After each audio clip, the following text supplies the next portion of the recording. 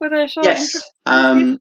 I'm the author of the DCI Gillard crime thrillers. There are 7 of them out now, and I'm just finishing work on the 8th. Tomorrow is the launch date for The Bodies at Westgrave Hall, which is the latest of those. And I'm very happy to tell you all about that. Excellent. So, do you want to tell us a little bit about The Bodies? I will do. Westgrave Hall is a novel about wealth to some extent. It's a story of some Russian oligarchs who bought the largest house on the edge of a village called Steeple Risby in Surrey. This is a mythical village. And throw an enormous Christmas party with snow machines, skaters brought in. They even hire Beyonce to come down from a helicopter and so on. And it's an exuberant display of wealth. And during the evening, there is the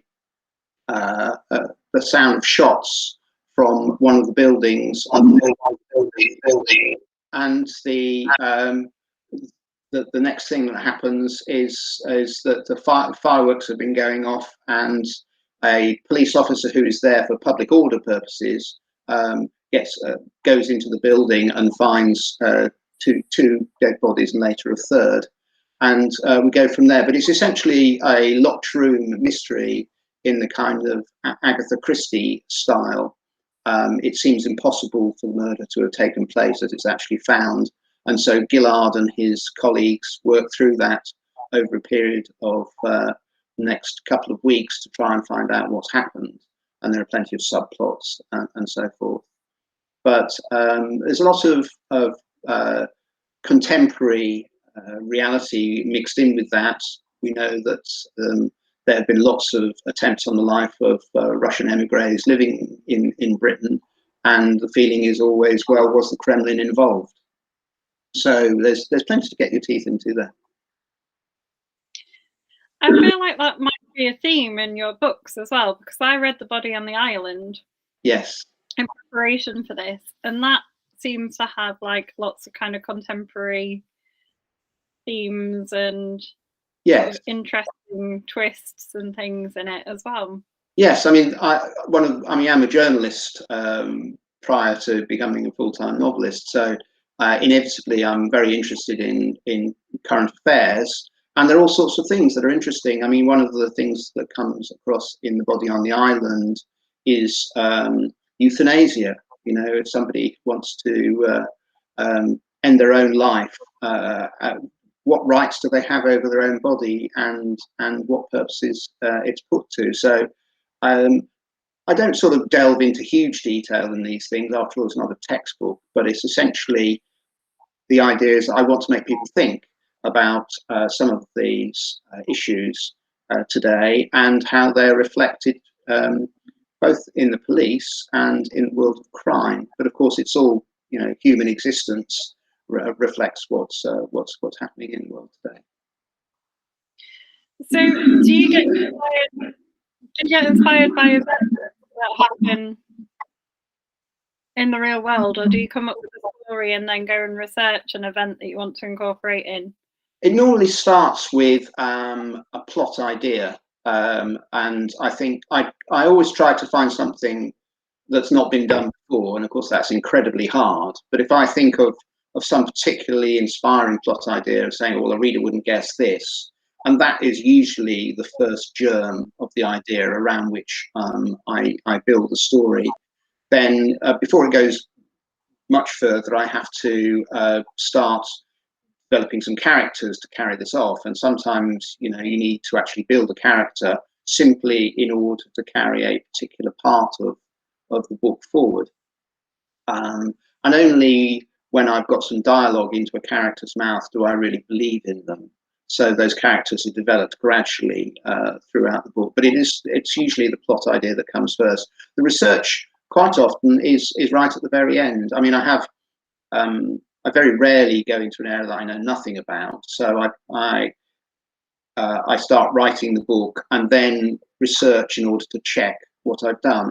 And I do it that way round because in the past I've done a lot of research first, developed this whole area, and then found that the particular element that I was going to put in the book, I've decided to discard, and so all the research is wasted. So I pretty much wait until I know it's definitely going to be in there before I do a lot of research. So do you just watch a lot of kind of contemporary things and read a lot of contemporary things? Because you've got some quite esoteric sort of themes, like there's mukbang in Body on the Island, which not many people will know what that is. Yes. For those watching, mukbang is it's an internet trend, really. That's, I think it's only been going for a few years, where people who are essentially influencers, they make a living, sometimes quite a good living, from having people watch them eat. And I found that quite a fascinating idea. And it started in Korea, I believe, and noodle manufacturers are big sponsors of those who they put out there eating their noodles and commenting on them. And I suppose it's simply an extension of the kind of thing that you see in other areas. I mean, toy manufacturers use, children of 7 or 8. I believe one of the best paid influencers in the world is a 7-year-old Californian boy who plays with toys in front of the camera and then describes them for other viewers. And he's a very charming child, and he makes an absolute fortune. So I suppose it's inevitable that something like mukbang would develop, because it's just another area in which online influence can be exerted. Yeah. Do you keep sort of track of, because I felt like starting with Body on the Island, that's quite far in the series, yes. Isn't it? And I felt like there were things that I'd missed by starting there.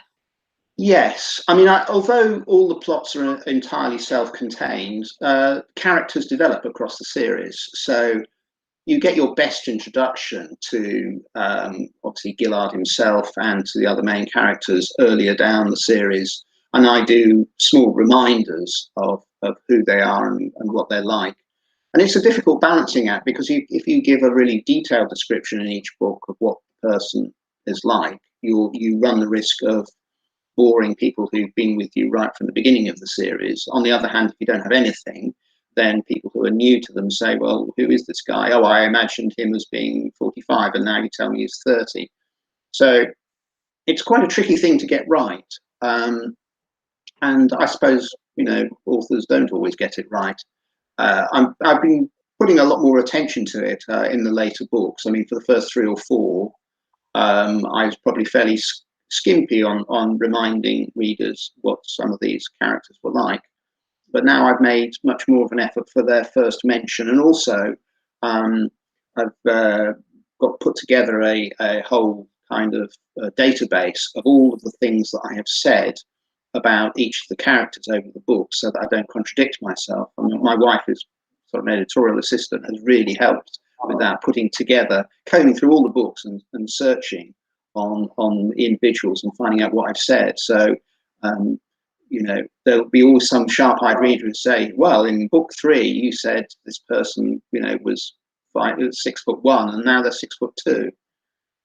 And in fact, that was one of the mistakes that we managed to fix.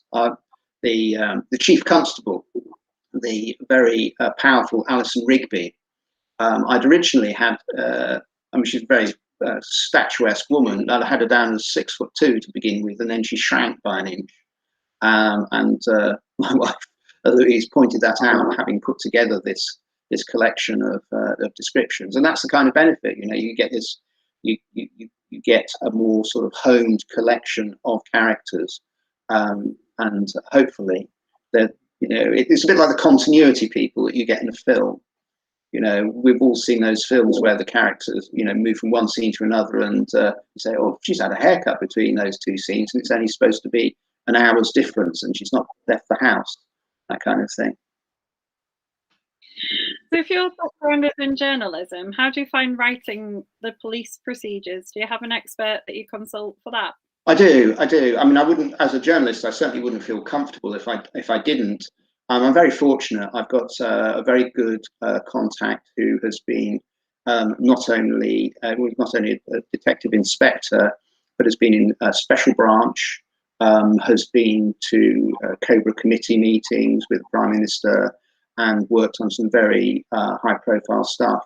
And I drew very heavily on his experience in The Body on the Island, which includes creating a new identity for one of the characters, who is a criminal. And this is again one of the issues that comes forward in the Body on the Island. But anyway, my source was involved in creating a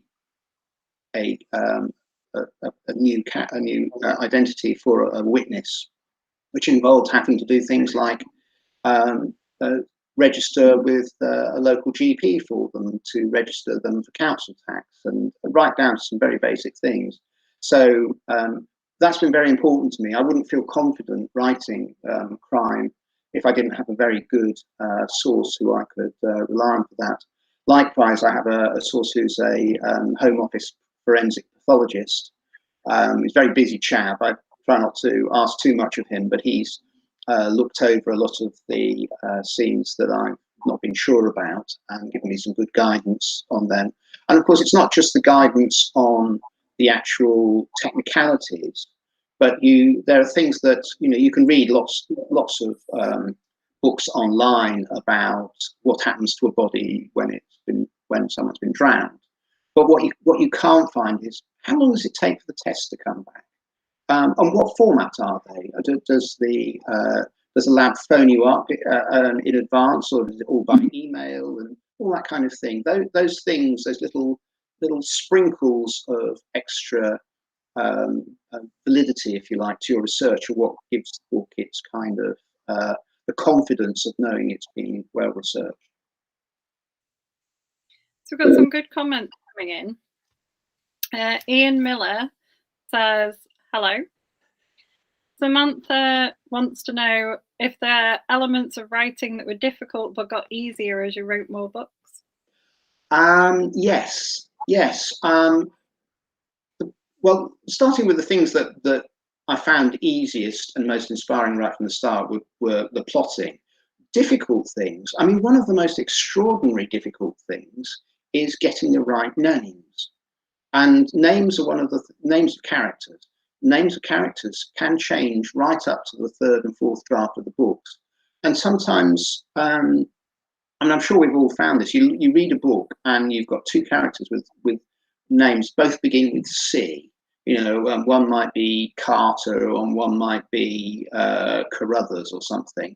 And it's quite easy to get these names mixed up. And I've often found that I need to change names quite late on, and wonders, of course, of the era of word processing and computers is you can do global changes for those, and it's no effort at all. I mean, if you were working in the days of Graham Greene or somebody who was working on a typewriter, if that, and then decide to change the name of the character, then it'd be a mighty huge amount of work. I mean, you'd need to have some very good secretarial services to make it happen. But here it's just in just a few keystrokes. So I've got a bit better with that. I would certainly say that developing the right balance in characters is one of the things that I found more difficult than plotting. And sometimes it's easy to create the baddies. I think we can all create baddies. Creating goodies, or people who have an ambivalent kind of role in the book, that takes a lot more thought, and I'm certainly better at that now than I was when I began. How do you come up with your character names? Well, I keep a list on my computer. Every time I come across a really interesting name, I scribble it down, and often it's from someone who crops up in a newspaper. There's somebody whose surname was Gash, which I thought was a great name for a baddie, but it could be quite a good name for a policeman as well. So I made a note of that. I haven't used it yet, but I have it there. And sometimes I've got to the stage of thinking, oh, it's a really good name, I'm going to put that in, and then find that the character I've allocated this name to actually doesn't have a very prominent part in the book. And I think, no, that name is too good for them. I'll save that for another time and I'll give them something else. So these things change around quite a lot. So Sam said it's interesting that she's never considered how messages are passed on with regards to test results. So that was like, yes, a really interesting. I mean, the answer is it's almost always by email with attachment, PDFs sometimes. Yes, but if you have a close relationship, let's say you have a post-mortem taking place, and you've been particularly waiting for the results of the post-mortem, and they might be written up fully, perhaps a week, 10 days after the post-mortem has taken place, unless it's very urgent. But the forensic pathologist in my books, Dr. David Delahaye, normally will phone up Gillard if there's some salient point he wants to put across. So you normally start with a phone call, and then the full details are to follow. So that's actually good in a story making sense as well, because you've got some dialogue.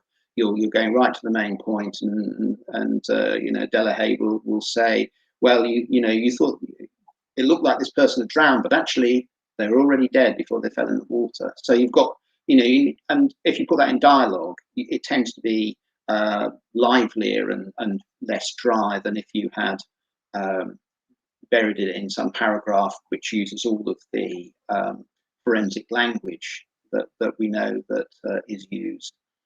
One of the great advantages that I had was to be able to go to a court case where my contact, who's a forensic pathologist, was testifying as an expert witness, and he's an internationally renowned expert on knife wounds, and he was in a debate with another expert who was appearing on behalf of a defendant who was also an expert on knife wounds, and they were in the manner of the court trading blows over who had the most experience in this area, and the barristers for each side were saying, and you have a degree from there, and you have a postdoctoral degree from somewhere else, and yes, I have that, and I have that, and so on, and then the barrister for the other side would take the other one to task, and so they were trading that, and then when it got down to the nitty gritty, it was all about what probabilities there were that a particular knife had been used in two separate woundings, and what the similarities were, and so on. And it was a very interesting thing to see, certainly for the way the language was used and the sheer violence of what happened to the human body, and yet the way in which it was neutered, if you like, in the way that police speak tends to neuter what's happened. Police don't speak in dramatic terms, and it was neutered, and so you have this incredible contrast between incredible acts of violence and the very kind of matter-of-fact way in which they were referred to. It was a thoroughly enlightening visit. So the very lovely Marion Todd. Oh yes, Marion Todd. She says, "Hi, Kaz and Nick. Can I ask Nick, do you prefer writing a series or standalones?"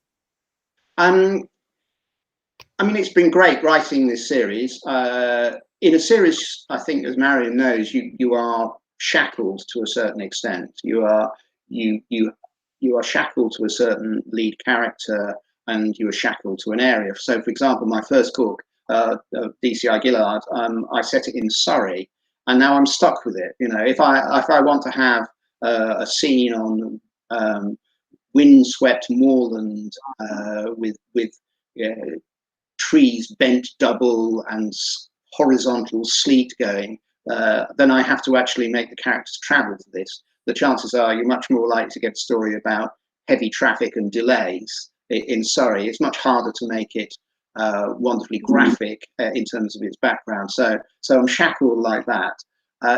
In, of course, a standalone, you can do whatever you like.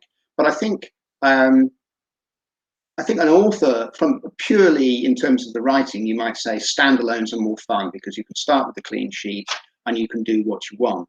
But I think in commercial terms, standalones are much harder. Once you have a set of readers who know what to expect, they like Gillard, then and the various other characters, they are also looking for developments in their lives and so forth, and so you carry the readers with you more easily. But I would certainly say that in purely artistic terms, a standalone has great attractions, and I have a couple of them in my head and partially written that if I just get the chance, I'm going to put some time to them. But with 2 or 3 Gillard books coming out every year, there's not a lot of spare time. I can imagine. And then Marion has a question for me. She said, "What's in the mug? Tell the truth." What is in the mug? What is in the mug? Well, the mug is very nice. It's got my name on it. It's lovely. Yeah. It's got beer in. Oh, good. That's the truth. Excellent. Well, this is pure gin. Actually, it's not. It's just water, but it could be gin. Let's just say it is. let's say it's gin for the sake of argument. Yeah. And then Ian Miller says, "I don't think I've ever asked you this, Nick, which I feel really silly about, but which classic crime writers do you most admire, say from before 2000?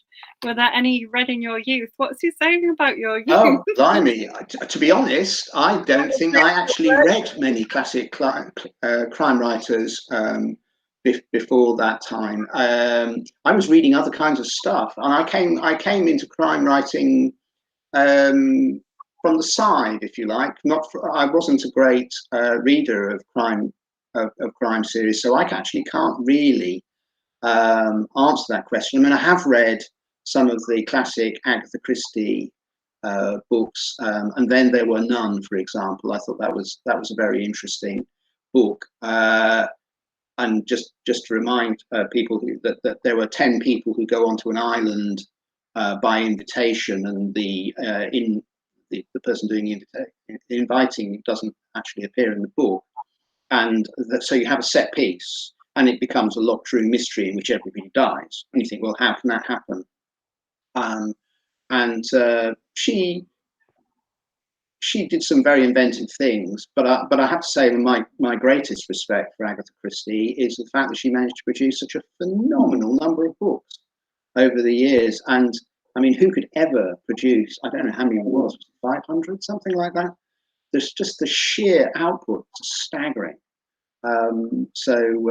Yes, one has to admire that. But I haven't read quite a lot of the real classic ones at all.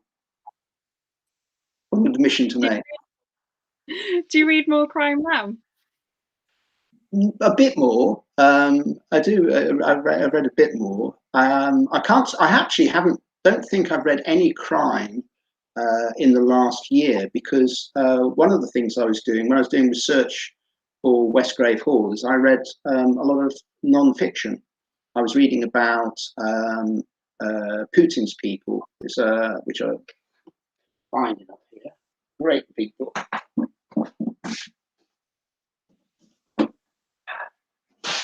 Putin's People, which is an excellent story about how the KGB took back control of Russia. But it's a really good piece of research for a book like Westgrave Hall, because there's lots about various oligarchs and how they fell out with Putin and some of his allies and so on. And so I actually spend a lot more time at the moment, and in the last sort of couple of years, reading non-fiction than fiction. Another book that I've been reading is called Prosecutor by Nazir Afzal, who's quite a well-known person in certain circles. He was the first Asian head of I think it was the head of the Crown Prosecution Service. It was a chief prosecutor for a long time, and he was responsible for some of the child abuse investigations that took place, and quite fearless. And again, you recall from the bottom of the island, Caroline, there's quite a lot about how these kind of investigations are done, and without having read that, I'd be stuck really. I did also have very good contact, two good contacts who were both in the probation service. One on the private, the kind of privatised elements, and one who's in the National Probation Service, which still runs as part of the Home Office. That's rather not the question that Ian asked me, but I couldn't find a list of crime writers that I've been reading this year. I probably should read more, shouldn't I? But I always think that I might be secretly picking up other people's ideas, and I wouldn't want that. So I'm reading and then moment. And what I found really interesting is at the very start, there's a whole like little paragraph where she talks about how clever she is, that she invented the idea of putting them all on the island and making it a locked room mystery before she starts the book. Are you ever tempted to do a little like explanation before your books to sort of be like, this is how I? No, I haven't been tempted to do that. I mean, I do in my afterword. I normally say, "Oh, this village in Surrey I've invented, but it's near the town, the real town of X, Y, or Z." So I try to help delineate where fiction and fact are separated, which I think is quite important because there's always a danger, that someone will say, "Oh, well, this place doesn't exist," or if it sounds like a village that's somewhere else, you say, "Well, they put it, it's 30 miles west of where you said," that kind of thing. So I always try to guide people on where I've taken liberties. I mean, certainly taken liberties with geography in a few places in various books, but I've not been. I don't think I'd be tempted to try to explain in the way that Agatha Christie did. And I suspect she probably didn't do it when the book first came out, but added it much later when it became a really famous book. But I'm not sure about that. But I can imagine why you might do it if it's sort of the 10th anniversary of it coming out and people have asked you a lot of times, well, how did you come up with that? Then you could do it. Otherwise, the danger is it might seem self-serving.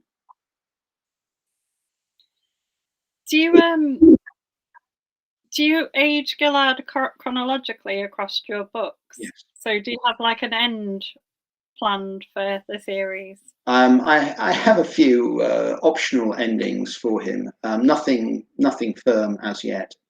I don't want to close off any possibilities. I'm contracted up until about 10 books for Gillard, but I think there'll probably be some more after that as well, even though there may be some more standalones peppered in when we get to sort of books 10, 11 or 12. Do you think that you will cover the topic of lockdown?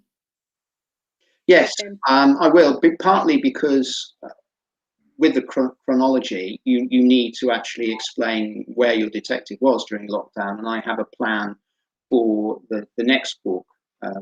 Well, not the next book because that's pretty much already written, but so it'd be book 9, which would take place during lockdown, which would explain where Gillard was during that time.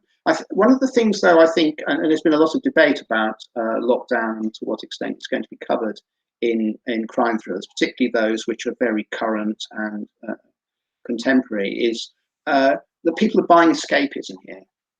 And if you're in lockdown, I don't think you want to be reading too much about lockdown. So I've waited, and I'm pretty certain that when I'm writing about lockdown, people will be getting out and about, so it won't have quite the depressive effect that it might otherwise have if I was writing about it now and people say, I don't want to read about that.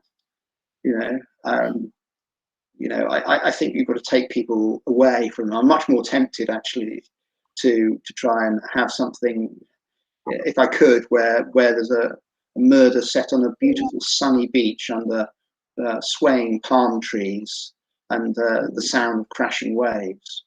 But shackled as I am to Surrey, I'm a little bit stuck with that for now. Why did you choose Surrey? Because you're not based anywhere near. No. I live in Lincolnshire, but Surrey was chosen because the first book, The Body in the Marsh, was I really wanted to set a book very close to a place that my wife and I lived when we first met each other, which is near Farthing Downs, near Coulsdon. Very beautiful part of the world, and it's a piece of chalk downland with it's a real kind of respite from built-up London. So there's some lovely areas there, and I really wanted to set a book around there. But once I'd written one thriller there, and Canello suggested to me that, best make this into a series if you want this to be commercially successful. And once the detective's in Surrey, you might as well stay there. It does mean it's a little bit tricky for the research in person because, I live in Lincolnshire, so it's a good 200 miles to go down to Surrey. These days, of course, you can do an awful lot online, but there are some things you have to do in person. And in fact, the last time when I was researching The Body on the Island, I did actually make a trip specially to do some research on the edge of the River Thames in what turned out to be absolutely torrential rain. And I wasn't able to do only a fraction of what I had in mind there. So I had to do the rest of it, online, Google Maps, make a lot of use of satellite pictures, Google Maps, various other things. But essentially, you don't want to have to create a rod for your own back. So any research, what you need to have. That would certainly be my advice to others, because you can get yourself into some fairly big knots. I do recall, readers who did catch you out and things from time to time, and I had, and I can't remember which book it was now, but I had a reader send me an email, or I think it was in a review, saying, "Oh, I really like this particular book. There was a significant inaccuracy in it." And I had a funeral taking place in a particular crematorium, and knowing that you can do this now, a CD copy of the service had been requested by somebody in a prison, and arrangements can be made. And apparently I picked the one crematorium which doesn't have the technical facilities to do that. And this woman just happened to be a celebrant at that very crematorium. And I just thought, oh, well, there's some things it's very hard to predict you're going to be upbraided for. But if that's the kind of level of the questions over my research, I don't think I'm doing too badly. So how would you normally celebrate a book launch? Oh, well, by getting uproariously drunk, of course. I would normally, without lockdown, Louise and I would go out for a drink to one of the many local pubs in our very nice market town here, and we'd raise a glass and enjoy that. I suppose one always looks for the reviews and sales figures and all those other things, but sometimes it's nice to just step back and say, for grief, only a few years ago I hadn't sold many books at all. My first self-published novel, Bite, was I had self-published it and printed 1,000 copies, which took me 7 years to sell, going around women's institutes and U3A talks, and I give a talk about being a journalist, and then I'd sell the books at the end. So it took me 7 years to sell that print run. And then I was extremely fortunate when I'd had some good advice when I turned Bite into an ebook and promoted it myself, and it became the #1 best-selling Kindle in the UK for several weeks in 2014. And on one day alone, I sold over 3,000 books. And I just thought, oh, this is a dream come true. It's absolutely extraordinary. And this was really the start of my big breakthrough. Never quite managed it again, funnily enough, even with all the marketing muscle of publishers and so on behind me. But yeah, so you do have these wonderful moments to celebrate, and it's always good to take a step back and think how unlikely it all was, and to enjoy all of that once again for each book. So we've got some nice comments coming on the screen. My dad says hi. He's the founder. Hello, Caroline's dad. Ian says Gillard sounds like he's getting a post-lockdown job in Barbados. Excellent. Yes. Well, this could happen actually. That's a very good idea. Actually, it is possible because it happened to my my main police source. He has had some overseas assignments, even while being, fully employed policeman, and particularly when he was in special branch. So I could actually set a book on a beautiful palm-fringed beach in Barbados or elsewhere, and set some crimes there. In the second book in the series, The Body on the Shore, there's a big section set in Albania. And my wife and I went to Albania to research this for a month. It's a wonderful country, actually. There's a lot of stereotypes about it. I suppose the best description is Albania today is like Greece was 30 years ago. So beautiful beaches, fabulous food, very friendly people, and quite cheap. But it does have a very troubled history. And so and one of the things that happened when we were there, and this was completely random, is that we happened to stumble into an enormous mafia funeral. And when I say enormous, I am not kidding you. There were 100 black Mercedes cars that came past us, each with 4 shaven-headed, sunglassed guys inside. Not a single woman in the entire entourage until about 20 minutes later, when there was one bus with drawn curtains where there were some women inside.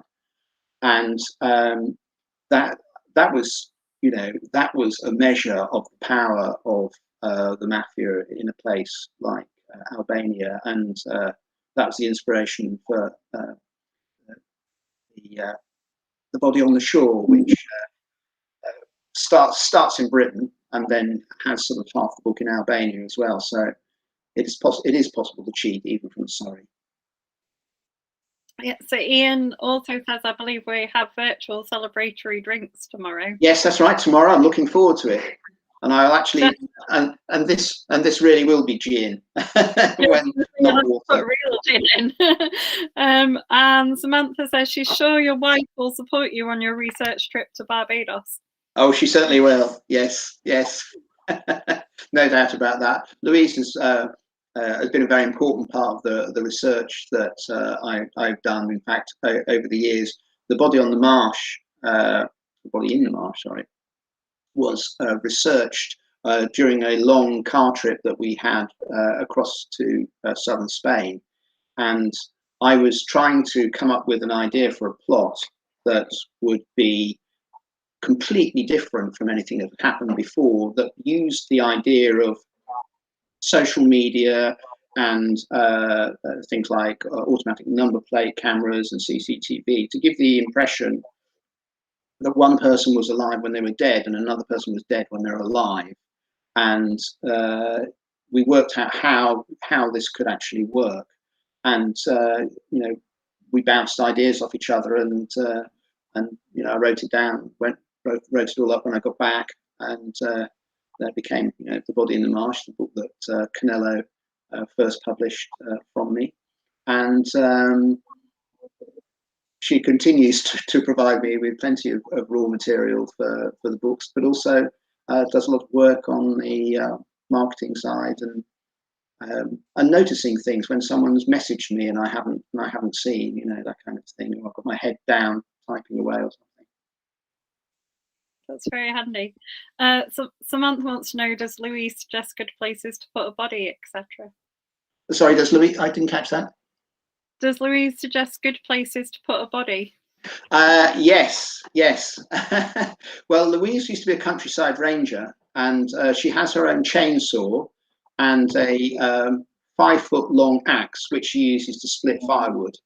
So there's a great deal of mileage to be had there in terms of murdered husbands, should I ever upset her. But yes, I think one of the issues about the naming convention that we have for the series of books, The Bodies, is that it rather takes away from the reader and from me the opportunity to make Where the Body Turns Up a mystery. Because if you've already got it on the title, you've got to find the mystery somewhere else. But yes, we're always bouncing ideas off each other about various aspects of the book, where to leave the body, how to put the body there, and whether to leave it there or not, move it somewhere else. We might have to invite Mrs. Louth on for an interview at some point. What made you come up with the naming convention for your titles? Was that something suggested by your publisher? It wasn't initially. I think that I'm trying to remember actually a conversation I had with Michael Basker about this at the start, and we wanted something that where it would be clear that it's part of a series. And I can't remember which of us suggested it, but I think it does help. I mean, it certainly helped me as a an unknown at that time to have the word body in the title. Gives you don't have to turn over the book and say, what kind of thriller is this? Because you can see it's going to be a police procedural almost from the moment you see the word body. I mean, there are other kinds of books it could be horror, I suppose, but you're in the right ballpark initially. So anything that saves a potential reader or customer time in picking up the book will help, and certainly having the word body in there is good. But you do, in the end, run out of places to leave them, and there was danger of repetition of titles. In fact, I noticed you had an author just a few days ago who had a body on the island. Get off, it's my island. Take your body somewhere else. They are very different islands. And I'm sure they are. Yeah. Having read both in quite a short time. Yes. Well, that's good to know, because we wouldn't want people to make a mistake. I mean, we all remember what happened with The Girl on the Train.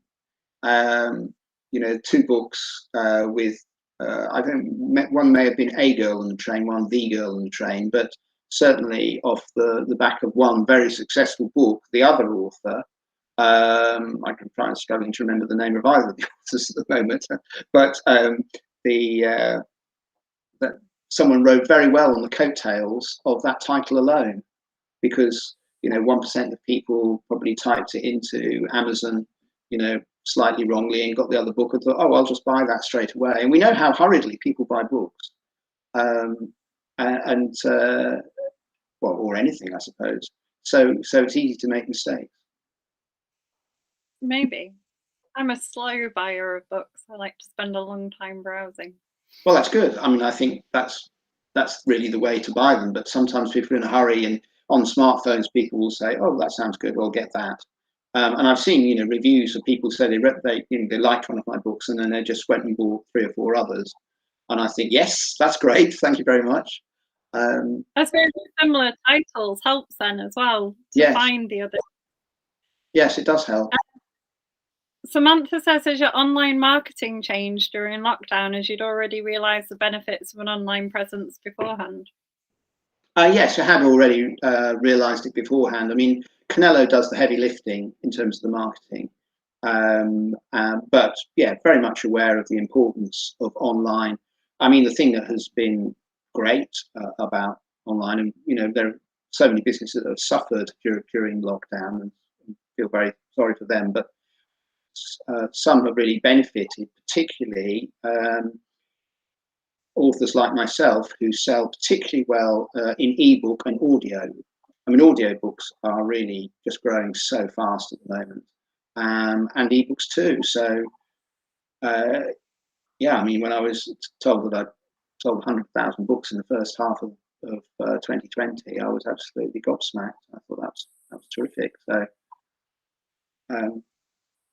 I'm not sure whether that will carry on at that rate when lockdown ends, but hopefully during that time, lots of readers will have discovered my books and other authors in the Canello stable and so on. I'm sure Marion Todd, if she's still on the call, will have noticed an uplift in her titles too. And this is one of the things that people can do in lockdown. And so one of the good things about it is that people have been reading more, and if they haven't been reading, they've been listening to audiobooks. And if you can't explore the world, the real world, if you like, you can explore in your head. And this is the great benefit of reading. Very true. We do our best to help. Oh, you do. You're doing a fantastic job. Yes. So Ian Miller, do you know Ian Miller? I do. Yes. Good. Because he said good point about the title. The next series ought to be called "The Murderers XYZ: Step Up from Where the Body Is and Really Test Nick's Craft." Yes. Yes. Well, and I'm willing to give anything a go. And Sam says we've got a date for Harrogate Festival, been announced today. Oh. Is that a festival that you attend? I haven't ever attended it. I haven't been invited. I haven't gone as a reader. I've tended not to go to many literary festivals, and I've been invited only very rarely to small regional festivals. I mean, there was one called Wool's Words, which was running here in Lincolnshire, which I attended for many years because it's in my hometown. But apart from that, very few invitations to literary festivals. It's not really been a part of my literary life at all. But I'm more than happy to go to some of these, and it's great to meet readers. I mean, one of the ways in which I've met my readers was, particularly in the early days, was through these talks that I gave for the U3A and the Women's Institute, and you could really get to talk to people afterwards and see what they liked in books, and more particularly what they don't like. There are quite a lot of people who say, well, I don't mind seeing the after effects of a crime scene, but I don't want violence to be described in the book. And that's quite a common thing amongst some readers. And certainly say with most of my books, you don't have much violence described. And it's kind of tiny mini genres that you get within crime and thrillers generally, whether the violence is described in detail or not. And again, people like to know what they're getting. So if you do it one way, you should stick to doing it one way. Same's true of sex scenes, detailed sex scenes, not really too many of them in my books. Some very successful authors put a great deal of cachet on those. They are very hard to write well, and it would be, I was going to say a rod to create for your own back, but that's a particular kind of sex scene, I suppose, which you'll never find in my books. But there is also there's a annual bad sex in books award that seems authors quite well. Yes. So I'm aiming to appearing in that might be. No, I'm not. I mean, I think the annual bad sex award would be kept especially for people who put a lot of effort into a long and detailed sex scene. I have had some ideas about writing a thriller about, because thrillers are always about conflict, and there's probably no more intense conflict than that between a frustrated author and either an agent or a publisher who keeps refusing to take their books or keeps rejecting them. And I've often thought that's quite good grounds for having a murder. Because if you've written 12 books and they still keep getting rejected time and time again, people can take it quite understandably very seriously. And I think that would be quite good inspiration. But to actually turn it into a good thriller, that's another step. because our authors would understand perfectly what it's like, but if you're not an author but a reader, then it might be hard to understand the passions and the power and the Shakespearean kind of intensity that you would get from constantly having your artistic aspirations frustrated. So, are you a Lincolnshire native? Am I sorry? What? Are you a Lincolnshire native? No, despite my name, I'm not. I was born in Coventry, so I grew up in the Midlands town. And I've actually discovered recently that I'm a long line descendant of Lady Godiva, who rode the horse through the centre of Coventry 1,000 years ago.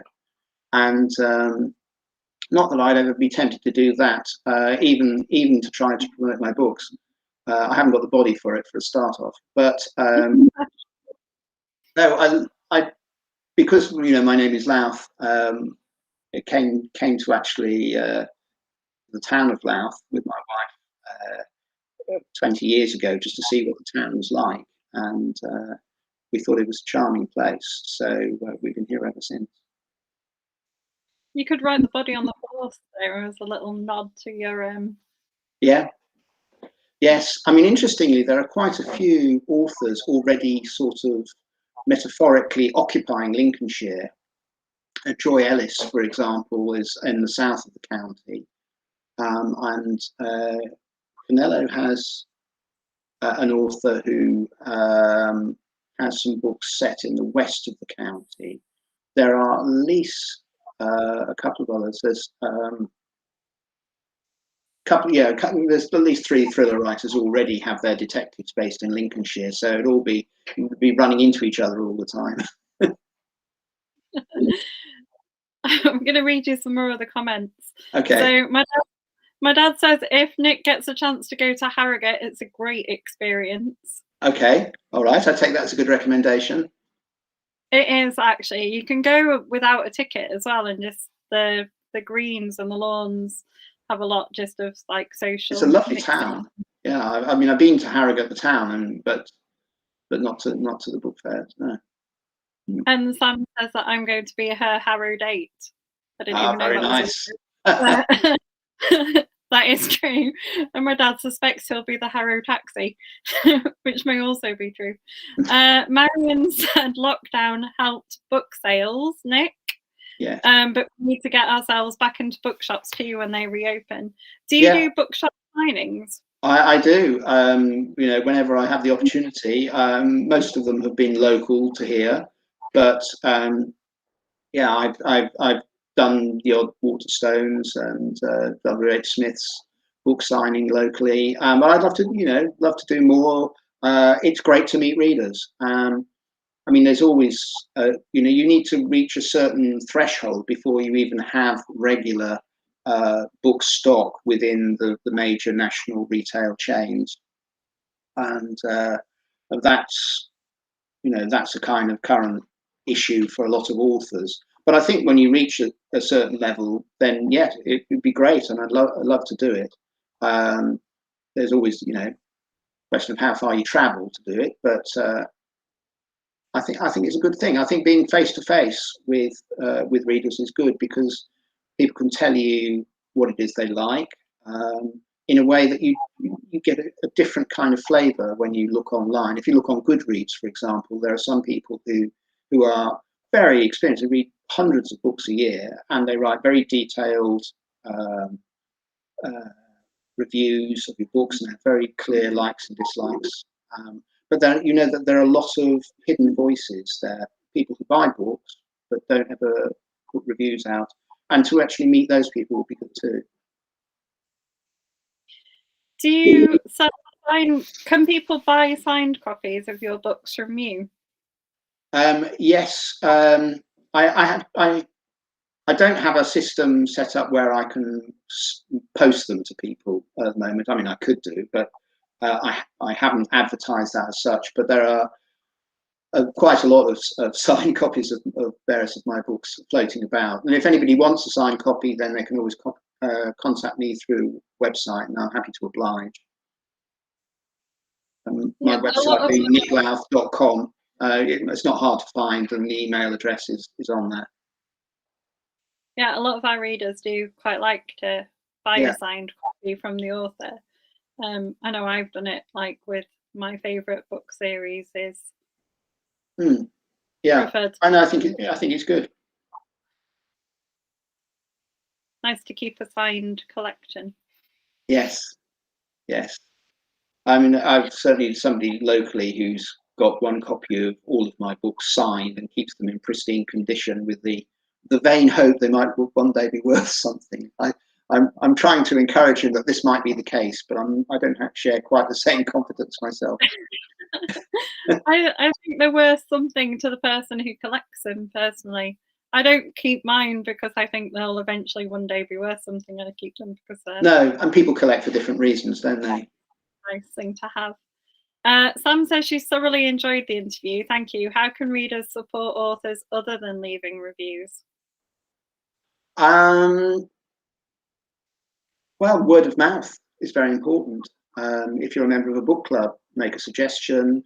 If you're a member of a library, request the book. If it's not present in the library, that's a huge help. Anyone watching tonight, if they think an author is good, not just me, anybody, and make a request to their library, even though libraries are very stretched these days, if you make a request and show interest, they'll try to get hold of the book.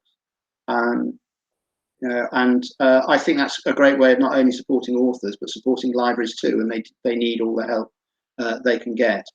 And there's a whole kind of food chain here, isn't there, really, from local bookshops, local authors, local libraries, where we can all help each other in local communities and so forth, doing book signings. I mean, I've done book signings in lots of tiny little bookshops in the town I live in, and we will try to do that, because otherwise, if none of that happens, then we just have huge corporations like Amazon, and for all the fact they've done a lot of good, like the invention of the Kindle and so forth, we still need to have many other ways of getting books without it all being through one. So I would say to the questioner that it's a really good thing to use your libraries and to make requests, particularly for audiobooks. Libraries are big purchasers of audiobooks, and they do get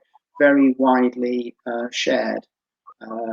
So it's not like a physical withdrawal necessarily. You can actually use it for a number of different readers almost at the same time, I think. So Sam's put your comment, but we've only got a couple of minutes left. Do you want to just give us another reminder about the bodies at Westgrave? Yes. Tomorrow is the launch date for the bodies at Westgrave Hall. Let's get it on the camera. It's the 7th book in the DCI Gillard series. I think it's one of my best. It does have a very grandiose setting to it, quite unlike any of the other books. And if you like a little bit of luxury in there's plenty of it described. There's a whole host of characters, and one of the characters is actually based on someone I met when I was in a very strange place in the mountains of Uzbekistan in 1991, at exactly the time when Mikhail Gorbachev was being locked up in his dacha, when there was a kind of mini coup going on in what was then the Soviet Union. I was in the mountains of Uzbekistan, and I met this Russian there who had a fascination with Cockney rhyming slang. And there's a character in the body in Westgrave Hall, a guy called Wolf, who is based on this person. And it's quite something to have this mountaineer came across to our group of trekkers and said, "Here is your cup of Rosie Lee." And he was interested in everything about Cockney rhyming slang, and I thought, well, what a character. So there's plenty. There's some real head scratching stuff in the book. I'd be interested to find out how many people think that they can crack both the method by which the killing took place and who did it. And it's something to test yourself with. Again, it's very contemporary as well. So I'd like to thank everybody who's been on the call tonight. You can all see me. I can't see you, but I've seen lots of messages. Thank you for your support. And thank you particularly to Caroline for having given, again, so much of her time to set this up and organise it. And we thank her, all of us, very much. You're more than welcome. Thanks for coming on. It's been brilliant. And if it's anything like The Body on the Island, I'm sure I would never figure it out, because I didn't figure that one out. Okay.